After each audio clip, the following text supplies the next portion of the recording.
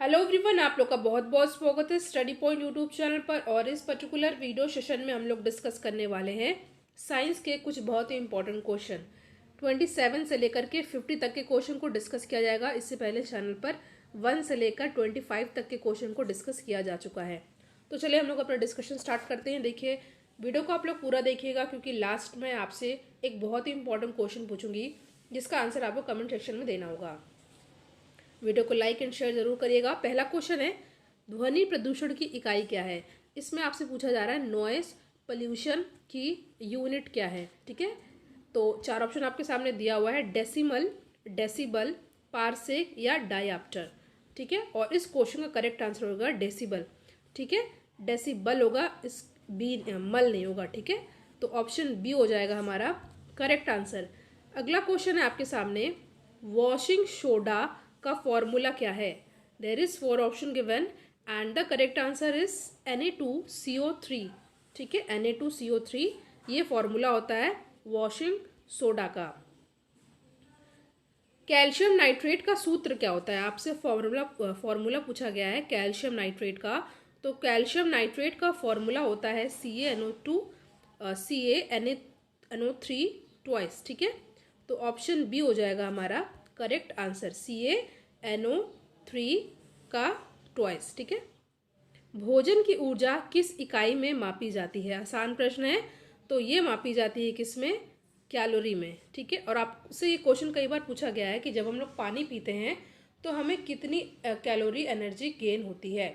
तो इस क्वेश्चन का आंसर हो जाएगा 0। ये क्वेश्चन कई बार पूछा गया। देखिए, जब भी हम लोग पानी पीते हैं तो इससे हमें कोई भी कैलोरी गेन नहीं होती है। और भोजन की ऊर्जा को हम लोग किस में मापते हैं, ये है कैलोरी। ठीक है, टेस्ला किसकी इकाई है। टेस्ला किसकी इकाई है, आपके सामने 4 ऑप्शन दिया हुआ है, प्रवाह, क्षेत्र, वेग या प्रेरण। ठीक है, फ्लो, एरिया, मोमेंट या इंडक्शन। और इस क्वेश्चन का करेक्ट आंसर हो जाएगा टेस्ला। ये यूनिट होती है किसकी, प्रेरण की, जिसको हम लोग इंग्लिश में इंडक्शन भी कहते हैं। तो ऑप्शन डी हो जाएगा हमारा करेक्ट आंसर। देखिए, प्लेलिस्ट बनी हुई है, आप वहाँ पे जाकर के वीडियोस देख सकते हैं। बहुत ही इंपॉर्टेंट क्वेश्चन को उसमें इंक्लूड किया गया है। नेक्स्ट क्वेश्चन है, RH फैक्टर किससे संबंधित है। आपके सामने 4 ऑप्शन दिया हुआ है, बंदर, भालू, कुत्ता या शेर। और इस क्वेश्चन का करेक्ट आंसर हो जाएगा बंदर। और इससे क्वेश्चन हमेशा ही पूछे जाते हैं, आपको इसको अच्छे से याद कर लेना है। ऑप्शन ए हो जाएगा हमारा करेक्ट आंसर। लेंस की क्षमता का मात्रक क्या होता है। तो लेंस की क्षमता का मात्रक होता है डायप्टर। ठीक है, इसको मैंने आपसे कई बार डिस्कस किया भी है। तो ऑप्शन बी हो जाएगा हमारा करेक्ट आंसर। नेक्स्ट क्वेश्चन पर आते हैं। देखिए, जो यूरिया होता है, यूरिया में नाइट्रोजन की मात्रा कितनी होती है, ये आपसे पूछा है। ठीक है, तो यूरिया में नाइट्रोजन की मात्रा होती है कितनी, 46%। लगभग समझ जाइए आधा ही, तो 46 हो जाएगा परसेंट इसका करेक्ट आंसर। और ये क्वेश्चन बहुत ही ज़्यादा इंपॉर्टेंट है क्योंकि यूरिया से रिलेटेड क्वेश्चन हमेशा एग्जाम में पूछे जाते हैं। मार्श गैस के रूप में किसे जाना जाता है, बहुत ही इंपॉर्टेंट और बहुत ही पॉपुलर, और मैं कहूँ तो बहुत ही इजी क्वेश्चन है। तो मार्श गैस के रूप में किसे जाना जाता है, मीथेन को। ठीक है, डी हो जाएगा हमारा सही आंसर। नेक्स्ट क्वेश्चन है जो कि बहुत ही इंपॉर्टेंट है, भोपाल गैस त्रासदी की मुख्य उत्तरदायी गैस कौन थी। ठीक है, मध्य प्रदेश की राजधानी है भोपाल। तो आपसे पूछा गया है, जो वहाँ पे घटना हुई थी भोपाल गैस त्रासदी की, जो मेन जो गैस थी वो कौन थी। आपके सामने 4 ऑप्शन दिया हुआ है और इस क्वेश्चन का करेक्ट आंसर हो जाएगा मिथाइल आइसोसाइनाइड। ऑप्शन बी होगा हमारा करेक्ट आंसर। नेक्स्ट क्वेश्चन है, निम्नलिखित में से किस जीव को किसानों का मित्र कहा जाता है। ठीक है, केचुआ, गाय, मेढक या कुत्ता। और इस क्वेश्चन का करेक्ट आंसर हो जाएगा केचुआ, अर्थवॉर्म। ठीक है, देखिए, वीडियो को आप लोग लाइक ज़रूर कीजिएगा और इसको ज़्यादा से ज़्यादा अपने फ्रेंड सर्कल में शेयर आप लोग कीजिएगा। और लास्ट तक देखिए क्योंकि क्वेश्चन आपसे पूछूंगी वो क्वेश्चन इंपॉर्टेंट है आपके लिए। ठीक है, किसानों का फ्रेंड कौन है, केचुआ यानी कि अर्थवॉर्म। देखिए, बीच में वीडियोस अपलोड नहीं हो रहे थे, तो क्योंकि मेरी तबीयत थोड़ा ख़राब थी तो इसीलिए वीडियोस अपलोड नहीं हो रहे थे। तो अब से वीडियोस चैनल पर डेली आपके लिए आएंगे। तो नेक्स्ट क्वेश्चन पे हम लोग आते हैं। हमारा नेक्स्ट क्वेश्चन है, कैडमियम प्रदूषण से कौन सी बीमारी होती है। ये क्वेश्चन हमेशा एग्जाम में पूछे जाते हैं। आपके सामने 4 ऑप्शन दिया हुआ है, मिनी माता, इटाई इटाई, फ्लैट फुट रोग, ब्लैक फुट रोग या इनमें से कोई नहीं। और इस क्वेश्चन का करेक्ट आंसर हो जाएगा इटाई इटाई, ठीक है, कैडमियम प्रदूषण से इटाई इटाई ये बीमारी होती है। बल्ब में निम्नलिखित में से किस गैस का प्रयोग होता है? तो ये होता है किसका? ऑर्गन का, ठीक है, ऑर्गन का।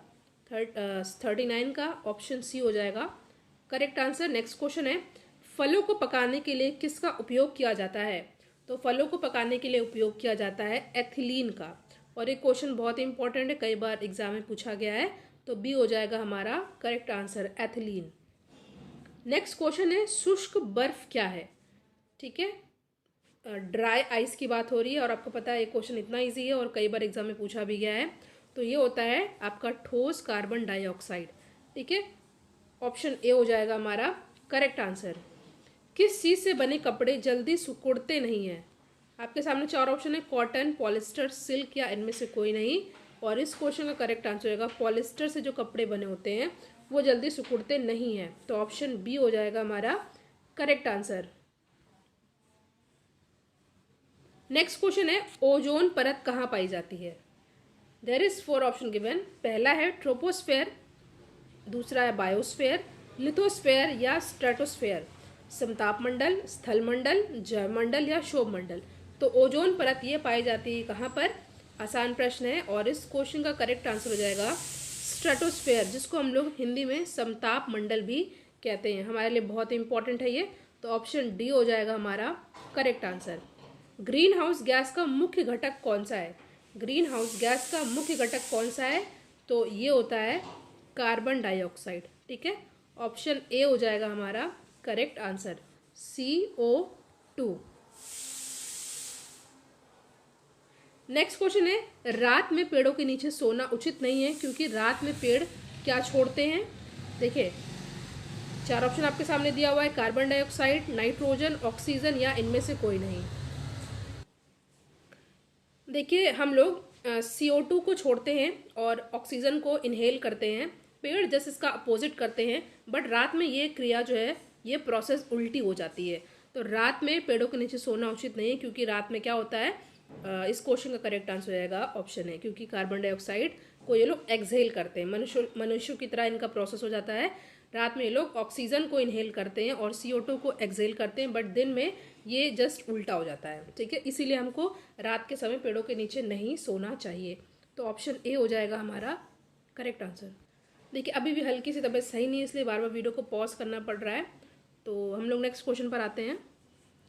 दुनिया का पहला हृदय प्रत्यारोपण किसने किया?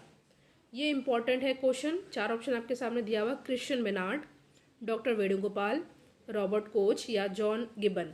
और इस क्वेश्चन का करेक्ट आंसर हो जाएगा दुनिया का पहला हृदय प्रत्यारोपण किसने किया है? तो ये किया है क्रिश्चियन बर्नार्ड ने। ऑप्शन ए हो जाएगा हमारा सही आंसर। पहला मानव हृदय प्रत्यारोपण कहाँ किया गया? आपसे जगह पूछा है, साउथ अफ्रीका, अमेरिका, ब्रिटेन या न्यूजीलैंड। और इस क्वेश्चन का करेक्ट आंसर हो जाएगा option A, south Africa. Africa continent का ये एक देश है, ठीक है। आपको पता है कि अफ्रीका कॉन्टिनेंट को डार्क कॉन्टिनेंट भी कहा जाता है। और अगर बात की जाए तो एशिया के बाद आपका अफ्रीका ही है जो सेकंड रैंक पर आता है एरिया के हिसाब से बात की जाए तो, ठीक है।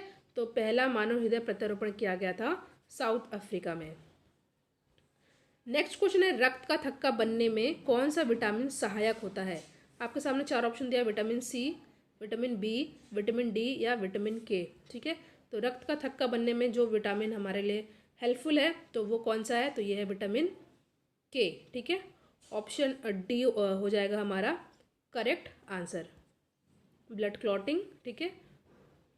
और विटामिन डी की कमी से हमें रिकेट्स बीमारी हो जाती है। रिकेट्स बीमारी में क्या होता है कि जो हमारी हड्डियाँ होती हैं वो कमज़ोर हो जाती हैं और टेढ़ी मेढ़ी हो जाती हैं।